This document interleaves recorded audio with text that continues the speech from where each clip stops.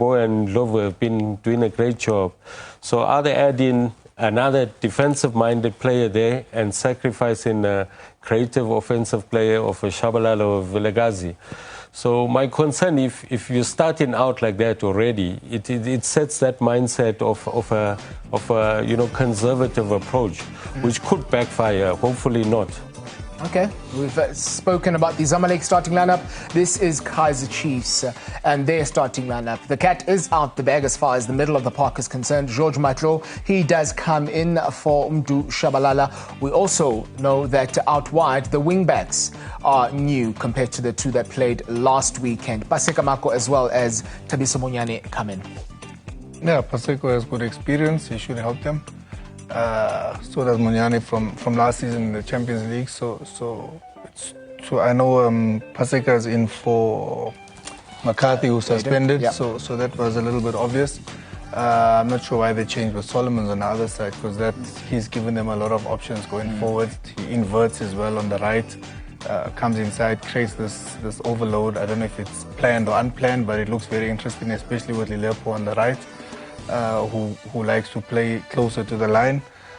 So interesting dynamics. I guess if you are Zamalek and you're looking at Paseko's height and the way we know them, they'll probably target him as the crossing option for them to take advantage. But Paseko is not really that bad in the air. But he'll be playing against really much stronger players in the air. So that would be an interesting dynamic in the game. Now, I think for me it's the three in the midfield, which can be very versatile, because all these three midfielders have the conditioning of able to go into the box, defend. They know the duties in terms when we have the ball and when we don't have the ball. So Matlo can sit and be in equal with Undlov. And Mabueke has played as a false nine, and Mamelodi Sundowns has played as a winger with Bafana. So this is a midfield that's very versatile. So they do have those ammunition when they need to go forward, equally when they have to defend. So, and there are rotations at the back whereby I've seen Kaizer Chiefs doing those rotations, and up to this far, they've done the job. So I think that continuation needs to continue.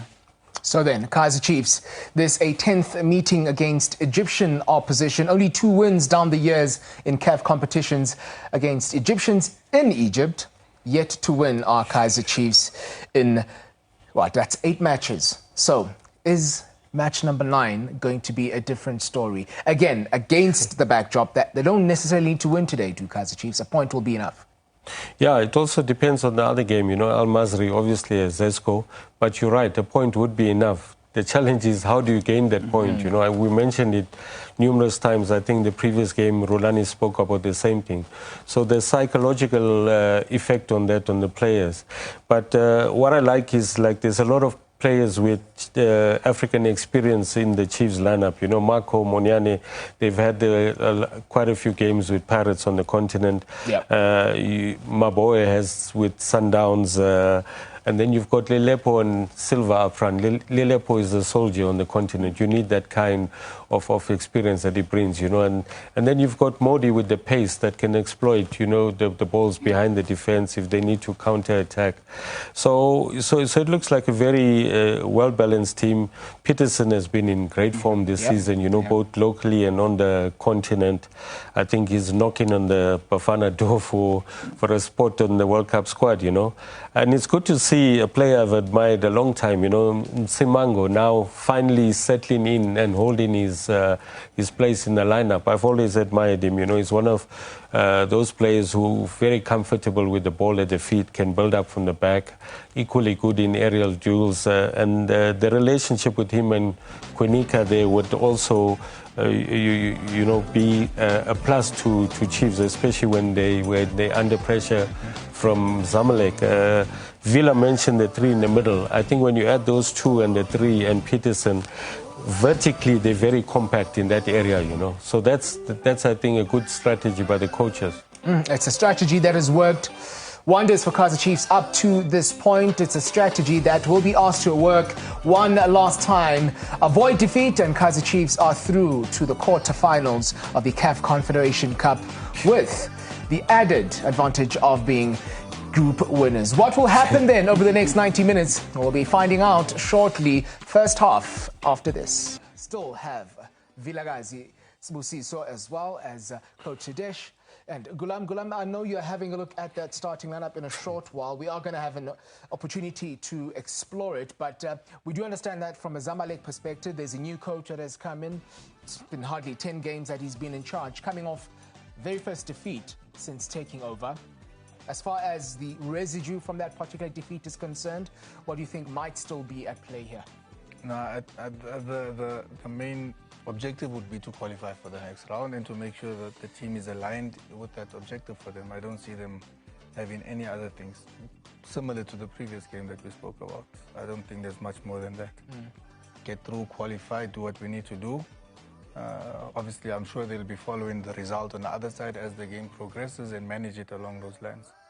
That is Mohamed Gamal, a new coach who took over only last month. 7 matches played, 5 wins for Zamalek under his tutelage, 1 draw and that 1 defeat last week, which might have surprised a couple of people. Were you one of those that they lost at Zesco?